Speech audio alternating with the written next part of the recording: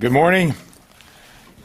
Earlier this year, following revelations about troubling lapses and poor morale in our nation's nuclear forces, I ordered comprehensive internal and external reviews of our entire nuclear enterprise, spanning the Air Force's ground and air-based nuclear deterrent, as well as the Navy's submarine-based systems.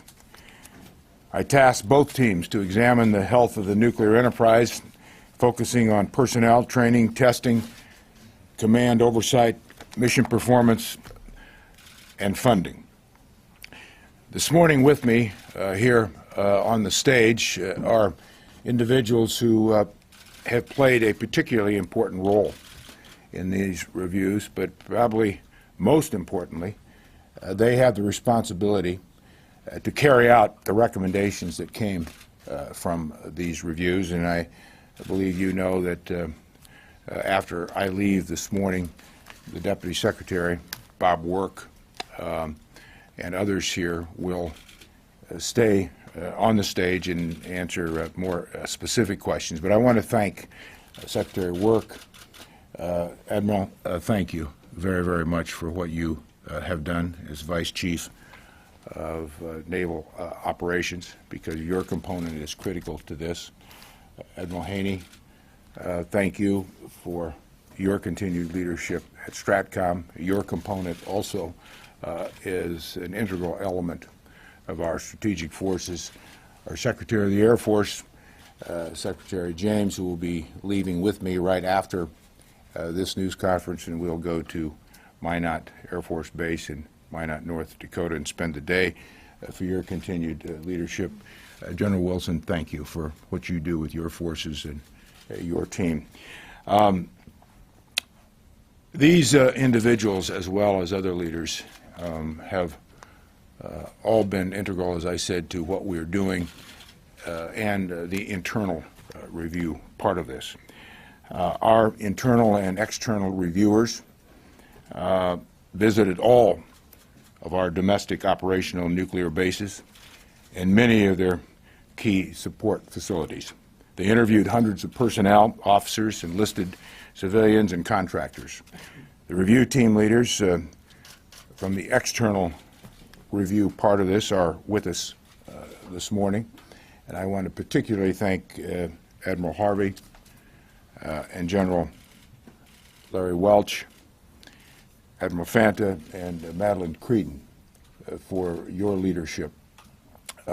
Madeline headed up the internal review, and General Welch and Admiral Haney headed up the external review. The work that they put into this, the dedication, literally hundreds of hours, was pretty spectacular. And to all of you and your teams and those who supported you, we are grateful. Thank you.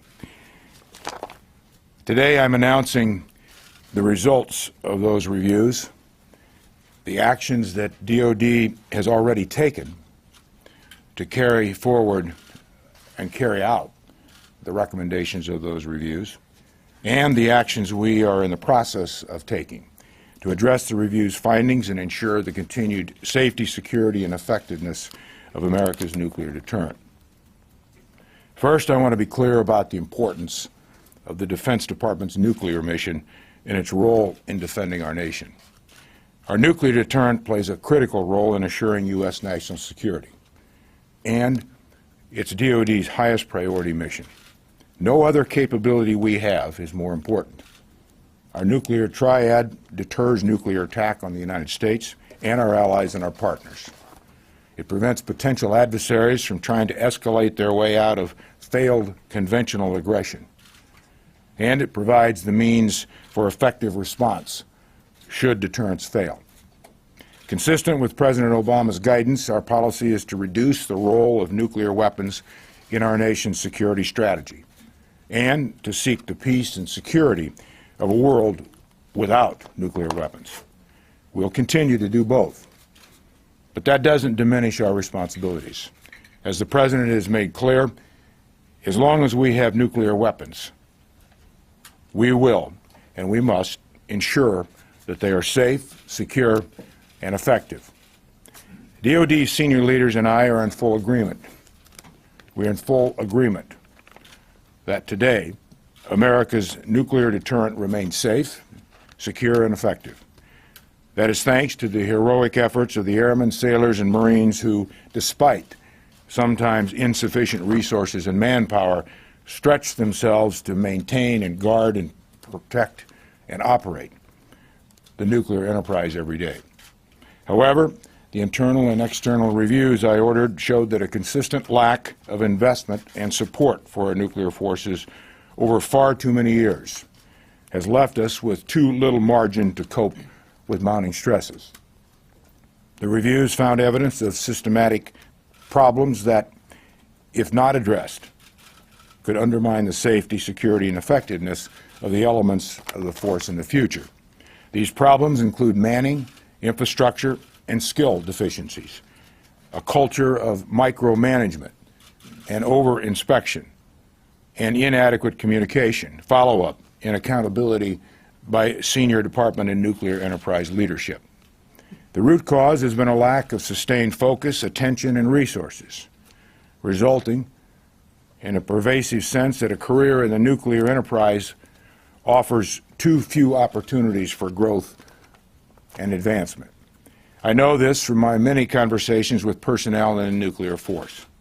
For the past several months, DoD has been taking action to resolve the key problems and implement more than 100 recommendations from the internal and external reviews. Some of these recommendations involve changes in organization, policies, and culture. Others require an increase in resources allocated to the nuclear mission. We must address all of the underlying problems. Let me begin with the many steps we've already taken, starting with improving oversight. First, I established the Nuclear Deterrent Enterprise Review Group, which brings together the entire senior leadership of DoD's nuclear enterprise, not only from here at the Pentagon, but also from Strategic Command in Nebraska and Air Force Global Strike Command in Louisiana. Previous reviews of our nuclear enterprise lacked clear follow-up mechanisms. Recommendations were implemented without the necessary follow-through to assess that they were implemented effectively. There was a lack of accountability. To fix that, I've directed our analysts in DoD's Office of Cost Assessment and Program Evaluation to track both the status of the actions we're taking, the progress we're making, and the impact on the health of our nuclear force. We will need to know what's working and what's not. Each month, they will report their findings to Deputy Secretary Work, who I've asked to help lead this effort, as well as the other members of the review group, who will all report to me approximately every 90 days. I'll hold our leaders accountable up and down the chain of command to ensure that words are matched with actions. We must change the cultural perception of the nuclear enterprise, which has particularly suffered in the Air Force. We must restore the prestige that attracted the brightest minds of the Cold War era. So our most talented young men and women see the nuclear pathway as promising and valued. That's why I granted the Air Force authority to elevate Global Strike Command to a 4-star billet, and the Air Staff's head of strategic deterrence and nuclear integration to a 3-star billet. They will no longer be outranked by their non-nuclear counterparts, giving the nuclear Air Force the second-to-none leadership it deserves. And last week, Secretary James, who has been a tremendous leader on this issue, personally awarded the first 25 nuclear deterrence operations service medals, a new medal created to recognize the critical contributions that our nuclear force airmen make to America's security. Cultural change must permeate down to the individual, with every airman in the nuclear enterprise knowing how much we value them and their service. We already are starting to match much-needed leadership and oversight with much-needed investments. Earlier this year, the Air Force established a force improvement program for Global Strike Command and reallocated over $160 million in fiscal year 2014 and $150 million in fiscal year 2015 to address the most urgent shortfalls in equipment, facilities, and manning. Some of this will fund incentive pay for critical nuclear assignments, helping retain our best airmen and keeping our focus on what matters most, our people. The Air Force has exempted 4,000 airmen from manpower reductions, while adding over 1,100 billets to forces under Global Strike Command to fill gaps in operations, maintenance, security, and other critical areas. Our efforts must be sustained over the long term, which is why we are in the process of doing much more. DoD will soon finish updating and standardizing how we conduct inspections and elevate our personnel across the nuclear enterprise, eliminating micromanagement, redundancies, and administrative burdens that overtax the force and ultimately harm the mission. The Navy is reducing administrative distractions and is planning to both hire more than 2,500 workers and overall aging infrastructure at public shipyards, strategic weapons facilities, and reactor training systems. Meanwhile, the Air Force is planning construction to improve weapons storage facilities, will replace helicopters for its ballistic missile security forces, and is in the midst of revamping how it trains, evaluates, and manages the nuclear force. Both services are elevating and reinforcing the nuclear mission, including in the budget requests they're preparing for fiscal year 2016. We will need to make billions of dollars of additional investments in the nuclear enterprise over the next 5 years. This new funding, which will be detailed in our budget submission next year, will be critical to continue improving upkeep and security while addressing shortfalls that undermine morale of the nuclear force. There is much more we need to do leading up to our nuclear modernization program in the next decade. Over the last year, I've traveled to see missileers at F.E. Warren Air Force Base in Wyoming and called launch control officers underground at Malmstrom Air Force Base in Montana. I visited nuclear weapons maintainers at Kirtland Air Force Base in New Mexico and met with STRATCOM senior and junior officers at Offutt Air Force Base in Omaha, and met with sailors on the ballistic missile submarine USS Tennessee at Kings Bay, Georgia. And right after this press conference, as I noted, Secretary of the Air Force James and I will leave for Minot Air Force Base in North Dakota to speak with missileers, bomber crews, and support teams that are now stationed there. My message to them today and to their colleagues across the military is simple. Our nuclear enterprise is foundational to America's national security, and the resources and attention we commit to the nuclear force must reflect that. We need our best people in this enterprise. I will now take a couple of questions before Secretary James and I leave, and as I said, this team will stay behind and answer further questions that you may have. Rita? Mr. Secretary, you talked a bit about accountability. As you know, several years ago, Secretary Gates fired people and did similar reviews of the nuclear force. Where's the accountability for the failure to, I guess, improve and take the steps that were needed over this time? It's been quite a while and steps haven't been taken to do what was needed to improve the force. So where's the accountability for those who didn't take those steps? And then just a quick question on the money. You're talking about billions of dollars. Can you narrow that down just a little bit about how many billions of dollars? And is it being shifted in the Air Force budget, or is this additional you're going to have to seek from Congress? Well, on the budget issue, let me address it this way, and we'll get into, obviously, as I said, the specifics on how much and where, and all that will be laid out in our budget that we present to the Congress earlier this year. But over the next 5 years, the future, the fiscal years for as you know, how we present our budgets, we're probably looking at a 10% increase in the nuclear enterprise over each of those years. Right now, we spend about 15 to 16 billion on our nuclear enterprise. So if that gives you some kind of range. On the accountability issue, there already has been accountability in a number of instances. in specific areas as we are holding people accountable. There will be more. As I said here in my remarks, and I think in backgrounders that I think most of you received yesterday, this is also a process as we work our way through accountability, as we restructure. But again, I go back to a comment I made. I know Secretary James feels strongly about this. Our Air Force Chief of Staff, General Mark Welch, does. All our leaders do. Accountability is key to everything. It's critical. You can have the structure, you can have the process, you can have the resources, but if you don't have the accountability, it will unwind.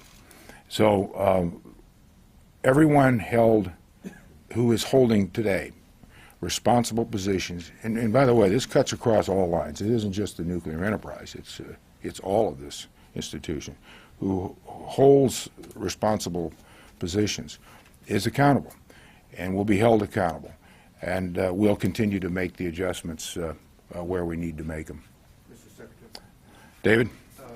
We're told that one of the things the review panels found was a situation in which there was one copy of a wrench needed to attach warheads to the missiles. One wrench, 450 missiles at 3 bases. Is that true? And if so, how did the air crews manage with just one wrench? Well, it is true. And I think it's indicative, David, of the depth and width of what has happened over the last few years. As I've said in my statement, a lack of focus, little attention to some of these specific areas. It wasn't just resources. Partly it's cultural, as I noted a number of things. People taking their eye off the ball a little bit, recognizing, and it's important, I think, especially for the American people, that this did not affect the safety, security, and effectiveness of our nuclear weapons. As you know, we're talking about delivery platforms as opposed to nuclear warheads. But your point is exactly right, because it's reflective and indicative of a system that's been allowed to kind of slowly back downhill that we have seen in the reviews as a result of the intense reviews, internal and external. These kinds of things, which you just mentioned about the wrench, come out. Now, how did they do it? They did it by Federal Expressing the one wrench around to each base. They were creative and innovative, and they made it work. But that's not the way to do it. We now have a wrench for each location. We're going to have 2 wrenches for each location soon. So, but that's one of many of the issues and the problems that we found. Just one follow-up question. Everybody's asking, what happened to your cheek? Well, I had a incident with a cabinet door in the kitchen. I know that's not an exciting story, but it depends on the audience as to what I tell people. But I found over the years it's always better to tell the truth. So that's what happened. I engaged the corner of a cabinet in my kitchen, and it didn't turn out well for me. But it's going to be all right, and no stitches, and it all heals. And but I've had more bandages than this on my face in my career, and been in tougher spots. Cabinet meeting. You all are too clever. I wish I would have thought of that line, but that's. I'm sorry not to make it more interesting, but actually, General Dempsey asked me when he came back what happened, and his response was, "That's not very interesting." The explanation, but I'll take one more, and then we've got to go. Mr. Secretary, over the years, we've heard very similar words from your predecessors. How do you convey to the American public that this time will be different?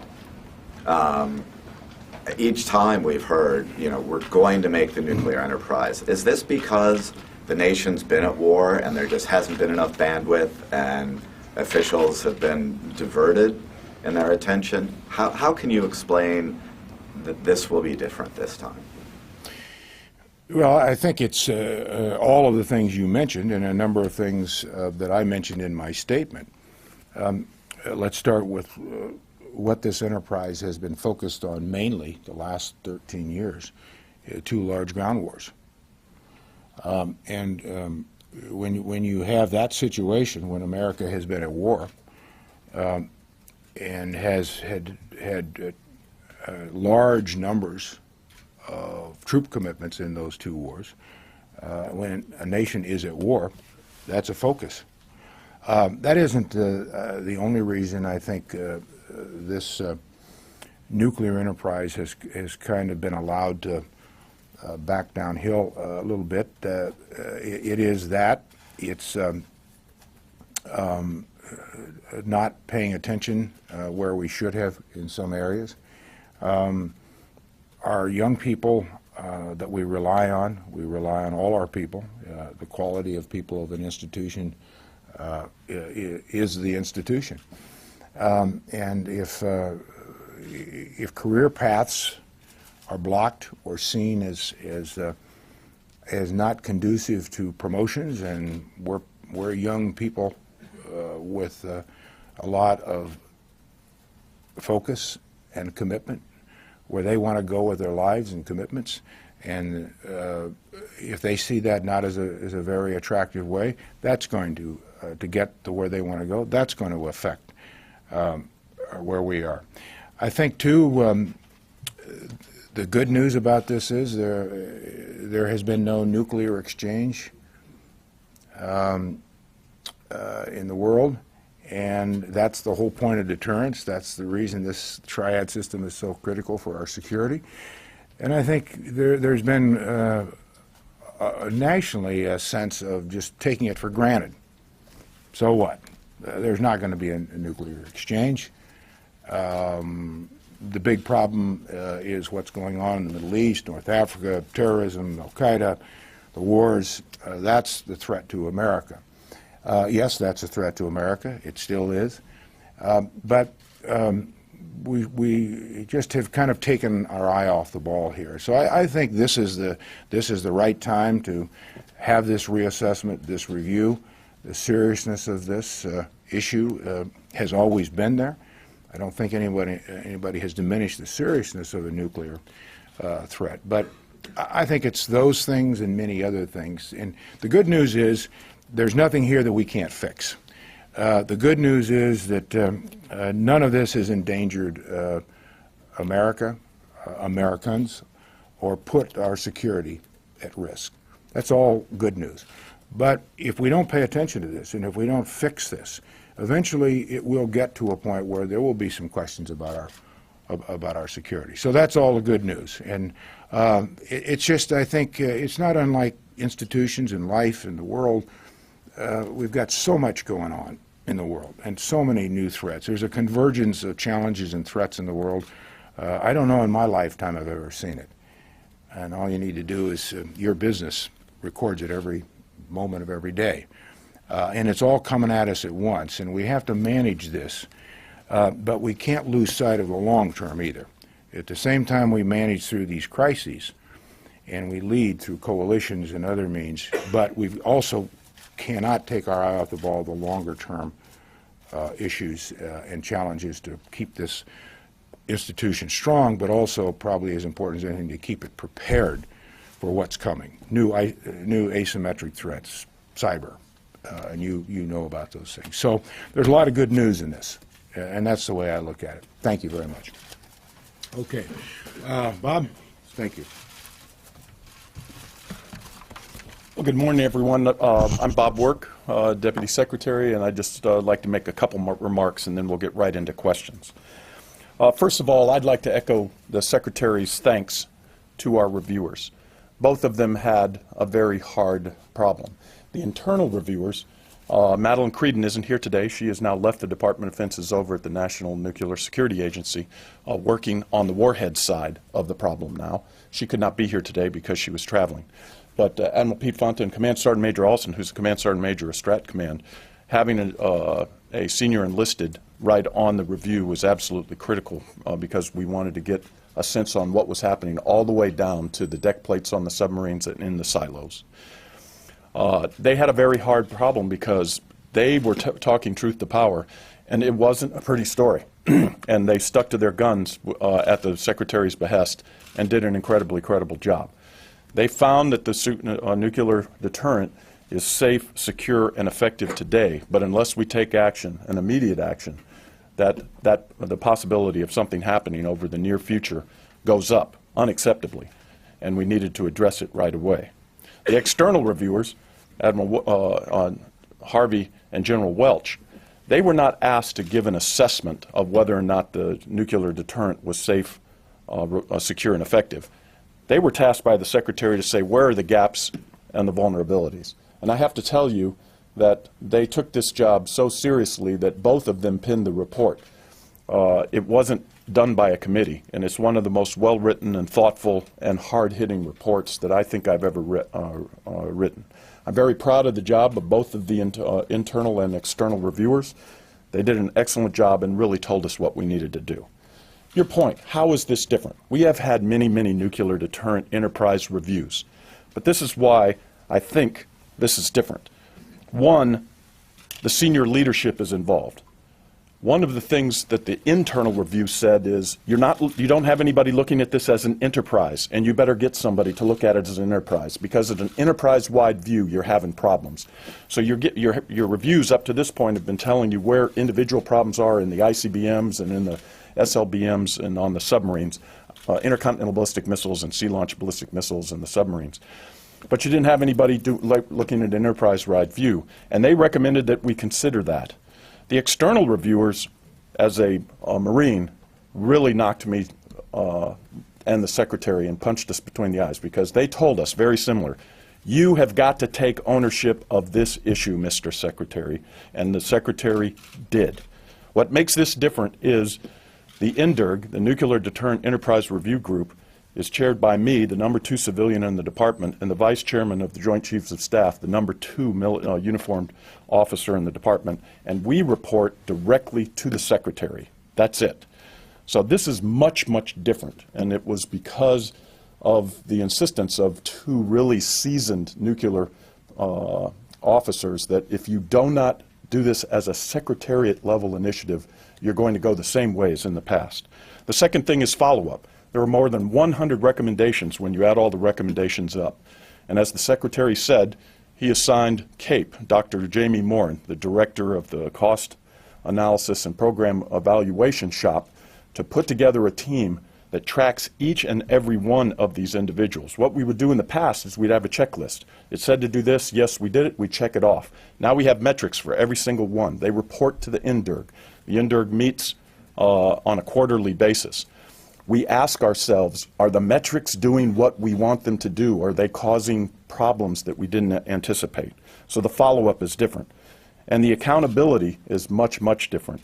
As the Secretary said, now there's going to be a 4-star at Global Strike Command, a 3-star on the Air Force staff, and everyone will be coming in on a quarterly basis or week, essentially monthly or 5 or 6 week basis, and then we report to the Secretary, and he will hold us all accountable to say, are we making progress? We're making very big moves in oversight, both we've talked about, and in the personnel reliability program, if you want to get into that, also the inspection regime. These were pointed out in both of the reviews as being getting out of control. There's an old saying you've probably already heard, don't expect what you don't inspect. Inspections became the reason why you were inspecting.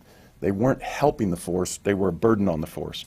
Both the internal and external review made that clear. And as a matter of fact, the next NDERG meets on the 19th of November, and we will make final changes to the personnel reliability program, the inspection regime, and the security regime to take the burden off of our airmen and sailors and the officers who supervise them. The investment, as the Secretary said, is going to be billions, not tens of billions. We spend about $15 to $16 billion a year on the nuclear enterprise. We're probably going to have to increase that on a sustained basis of at least 10%. On personnel and training, if you have questions on security and inspections, we can answer those. This thing, David, it's actually a toolkit. It was a little toolkit to thread the bolts so that the wrenches could attach, and they were being FedExed around, as the Secretary said. For me, a Marine, that's a metaphor. It's like headspace and timing on a 50 cal. You don't want to be sending your gauge, from company to company. It's just ridiculous. But it was a metaphor for how far things had fallen. And it's because the people stopped reporting it. They had reported it over and over, and they just worked around it. And that's the thing I'd like to lead you with. The people in this enterprise are just unbelievable. They were able to make this deterrent safe, reliable, effective, and secure. But we were doing it on their backs, make no doubt about it. And that's the thing that the Secretary said, we are going to stop this.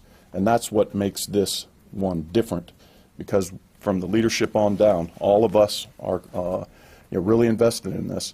We're not going to ask the impossible of our sailors and soldiers and airmen who have been making this enterprise work. We're going to make it better for them, and we're going to make sure that it remains that way. So with that, I'd like to add Marcus.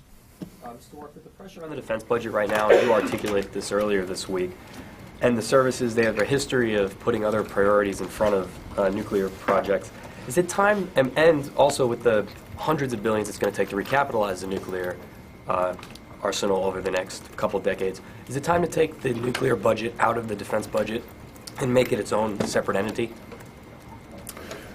Well, first of all, this goes back to one of the things that happened over 13 years of war. When you get into because our budgets have been coming down, and when you say, okay, do we do this in the nuclear enterprise or do we do this to support the warfighter? Well, when you have to make a hard choice like that, you're going to support the warfighter, and you make as best as you can.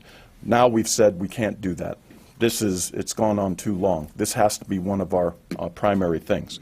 If we hit sequestration, this is going to be a major problem. A major problem in this particular enterprise and a major problem across the enterprise. If you go to sequestration level cuts, you will not be able to make what we believe are the prudent investments that you would have to do to make sure that we have a safe, secure, and effective deterrent. But it would cascade throughout the force. Now, to your own question, this is something we've talked about within the department, and we think this is going to be a President's Budget 17 discussion. This year really is trying to, prepare for the downgrading of our defense resources and trying to accommodate that. But the Navy faces the problem. Michelle can talk about this if you want. The Ohio Replacement Program, that's very expensive. The replacement for the ICBMs, that's very expensive. The replacement for the bomber, that's very expensive. We're going to have to address that forthrightly, and we will in the future. Yes? Can you just explain briefly why it's going to take 10% more money to fix this problem, why it can't be done without increasing the budget? We've heard about the idea of reducing the whole nuclear enterprise. Why is it going to cost more? Well, the President has said his goal is a world without nuclear weapons, but the New START, the Strategic Reduction Treaty with Russia, is bringing us down to about 1,550 weapons. We need to keep those weapons safe, secure, and effective. And I would argue when your inventory comes down, it's even more important that you are absolutely sure that you're taking care of this.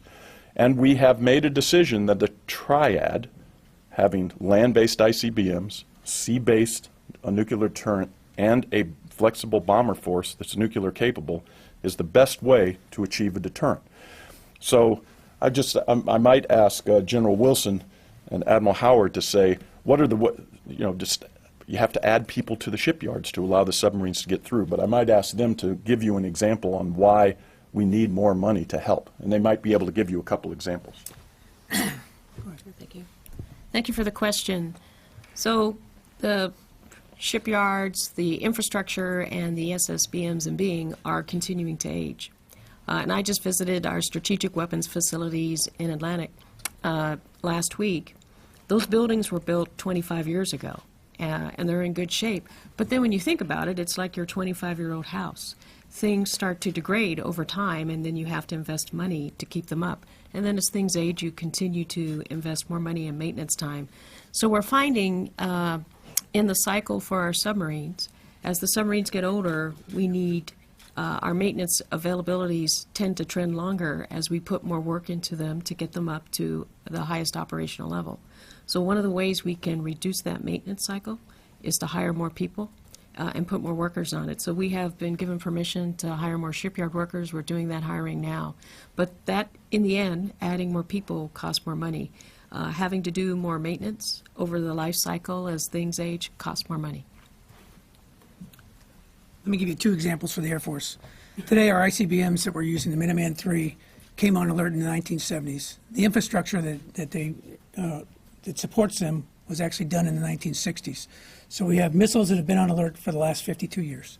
Just like Admiral Howard talked about, that infrastructure and those capability has to be modernized, built up and sustained, and that costs money. Our helicopters we fly today in the missile fields are 1969 vintage UH-1 helicopters.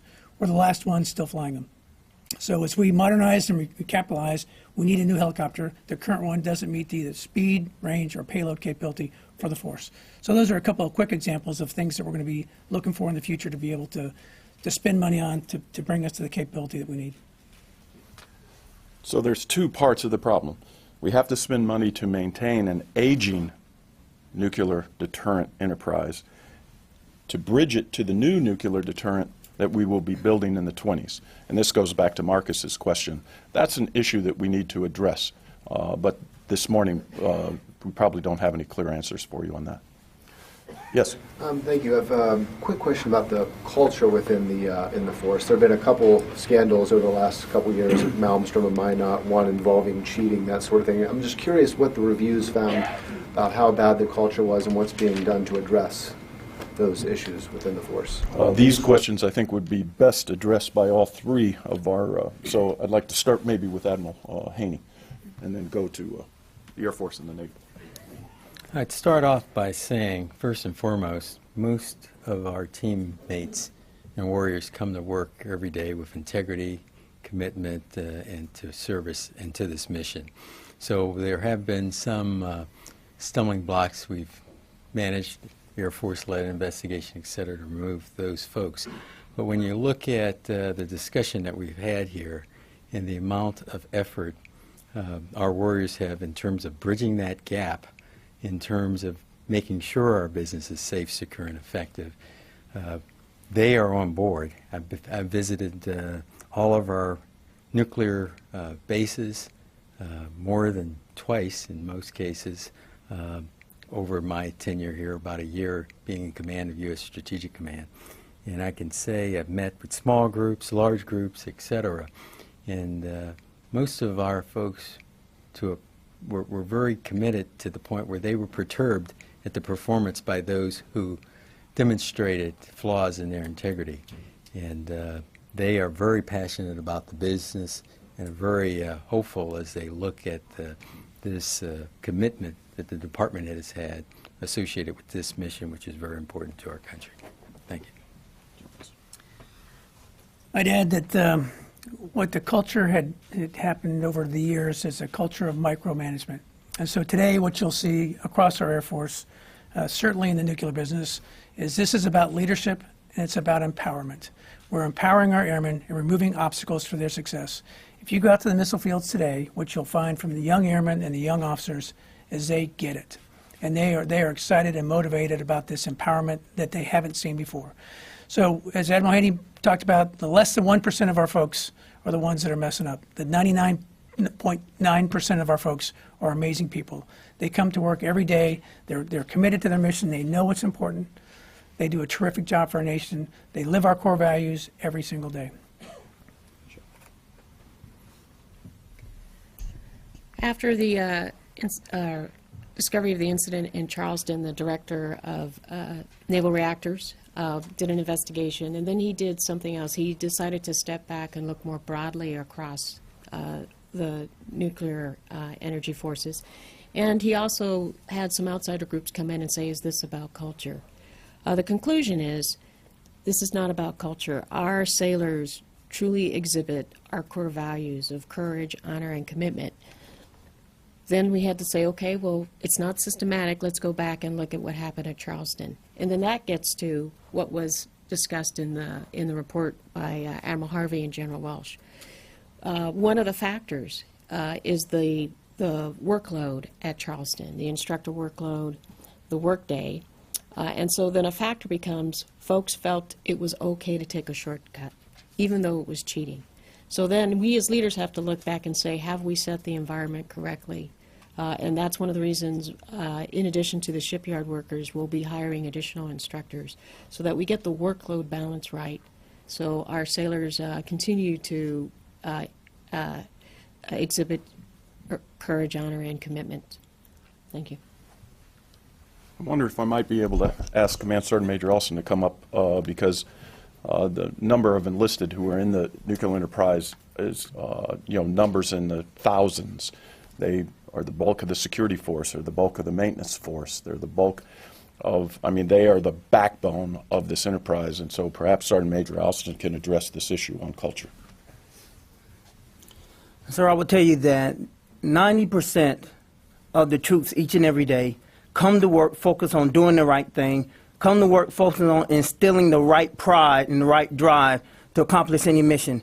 It's like anything else. You have that 10% that bring that culture in that they grew up on, and they try to spread that culture among the workforce. But I'm here to tell you that that 90% continually weigh out that 10% that try to take the shortcuts. So the culture there is the culture that we have across all services, and that is to allow democracy to reign in this country.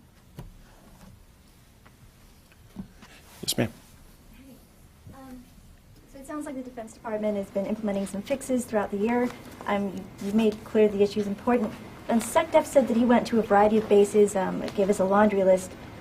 But I'm wondering why it is that the Pentagon has waited so long to visit Minot Air Force Base, which the review indicates has numerous special challenges. Also, General Wilson, really quickly, the review says that many of the senior NCOs supervising maintenance for B-52 have no experience with that system, and most have been on the base less than a year. What have you been doing to mitigate that deficiency? Well, this Minot was a special case in the external review. I might ask either John or Larry to come up and address it. And quite frankly, the senior leadership, certainly at the secretary and the deputy secretary level, it was very helpful for us to point out that, hey, Minot is kind of where you have to look. It's one of our most austere or remote bases, and some of the decisions that we made really were indicative of a lack of real attention.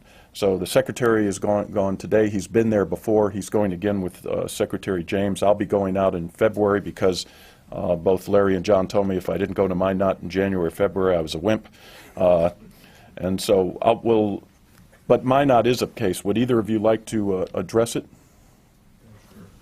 And then, why don't, go ahead, Sevi, and then the last. There was a time when in the Air Force the catechism was why not Minot. And what that was to express is everybody understood Minot and the Minot mission was the toughest in the Air Force. And there was a sense of pride that went with being from Minot. So in Strategic Air Command, for example, if you had not served at Minot, you weren't a real nuclear airman. Over the years, that just gradually disappeared. And as the nuclear mission moved from major command to major command in the Air Force, the fact is the Northern Tier did not get the kind of emphasis that is demanded in the kind of environment you exist in on the Northern Tier. And Minot, of course, is the epitome of the Northern Tier. So then, when you look at Minot today, you find some of the oldest maintenance facilities in the Air Force. You find an extreme reluctance to accept an assignment to Minot. So what has to happen, and what Global Strike Command and the Air Force, particularly the Air Force Chief and Secretary, are working on, is once again instilling that special pride that always went with being able to do the toughest job in the toughest place. And I think they're taking actions to restore that kind of attitude. But it will not be an easy thing to accomplish. Sir, can you give us some examples? I mean, back in the 50s and 60s, everybody in the United States knew the nuclear mission mattered. You know, the ordinary public was behind this. I don't think you'd find a lot of Americans today who worry about it. How do you sort of convey to the airmen that it does, on a daily basis? Do you visit the folks in Minot, the civilians? What do you do? Admiral Harvey noted and pointed out very closely that, or very carefully, that you would be surprised at how much these people know. You would be surprised at how much attention the maintenance guy that works on the ICBM or the truck driver that has to move things around on the roads along with all these big oil industry trucks. You'd be amazed at how much they know about what their leadership is saying and what the public is saying. So the first step to really restoring pride in what they do is for the senior leadership to say how important this is. So we move from the point where former government officials suggest that we don't need ICBMs, and they don't hear any response from the senior leadership. We have to move from that to constant reminders from the most senior leadership that this is job one, that this mission is important, and that we greatly value the people who perform this mission. We have seen that happening. We have seen that at a level now that we haven't seen for years, but it has to continue. Because as you pointed out, we've seen it before, but it didn't last long enough to bring about lasting change. I think Admiral Harvey and I are hopeful that this time there will be lasting change. But there has to be reminders to those people that it is job one, that they are valued, and that we understand that that is tough duty and you ought to be proud of performing it. So we have time for one more question. Well, I want to, we have the follow-on. I got follow up to, this is Secretary James' third visit to Minot. She's been in office now for about 10 months, and so of all the bases she has in the Air Force, this is her third time. She's been to every one of our nuclear bases twice, and she's already got it on the books to go again in February with Secretary Work. In terms of the manning and experience, that's one of the key areas that we addressed early on. So Secretary James plussed up our manpower by over 1,100 people. In addition, what we call 8 critical nuclear skill sets. So aircraft maintenance is one of those 8 critical sets. We're making sure we've got the right experience at the right numbers at the right bases. And so we're focused on Minot to get the right numbers, both numbers and skill at our nuclear bases. And that's one of the major initiatives going forward. Just to segue onto the reports. The top-down reports, both the Creed-Infanta and the Admiral Welsh and Harvey report, we did the bottom-up review through our Force Improvement Program. We came to, in essence, the same conclusions. There's a 95% overlap. We agree with everything that's in those reports. They're really well done, and we've been moving out for the last 6 months. From recruiting, from manning, from training, from testing, inspections, security, PRP, and investments. We've been moving out for the last 7 months to do this. Yes, ma'am. On the investments to the public shipyards that you mentioned, first I was wondering the timing of that, when you'd be looking to make those investments. But second, you spoke the other day about maintenance backlog that you have of the aircraft carrier fleet that also use those same public shipyards. So I wonder how you ensure that these investments are actually going to the nuclear submarines, or can you even separate, investment in this part of the force versus the non-nuclear force? Well, I'll say a couple words and I'll turn it over to Michelle. One of the destructive things of last year when we hit sequestration and then the government shutdown, both on the furloughs as well as the hiring freezes on the civilian workforce, we took the fair approach and we said we can't exempt anybody in the force. We have to treat everybody the same because this is an appalling thing to happen. And we didn't think that, well, maybe we should have exempted the nuclear shipyards because you can see the cascading effects that it has had on the maintenance availability. So right now, we have approved the hiring authority for the Navy to go after these 2,400 folks. That's happening right now. And you'll see the actual dollar figures attached to that when we drop our budget on February of 2015. Michelle, did you want to say anything more? You're right, and there is this symbiotic relationship across all nuclear propulsion plants. And so, yes, by raising up the level of nuclear propulsion workers, then that helps everybody, helps readiness across the force. But we are hiring now, yeah. I'd just like to leave the last word with Admiral Haney, who is the STRATCOM commander and is responsible for the entire nuclear enterprise, to get to this question on just how important this is. As the Secretary said, we believe, and we will now, our deeds are going to follow our words. This is the most important mission that we do. It is absolutely critical to the safety and security of our nation. So I'd like to just leave the last word with Admiral Haney, and thank you all for your coming out this morning. Thank you, Mr. Secretary. As you look at our strategic forces today, and it's not just the triad, it consists of everything from the sensing mechanisms we have associated with the intelligence apparatus, or when some country launches something, determine is it a threat against the United States of America, or is it a threat against one of our allies, or is it a test contained within their country, of where is it going so that we can quickly assess that, move the information through our nuclear national command and control and communications apparatus such that we can very quickly get the right set of leaders together associated with that decision apparatus to go all the way from the President of the United States down to our warriors associated with the various platforms we've been talking about. So that's also part of it all the way to the warheads. We're doing the business right, which we have been doing the business right in a safe, secure, and effective manner for some time.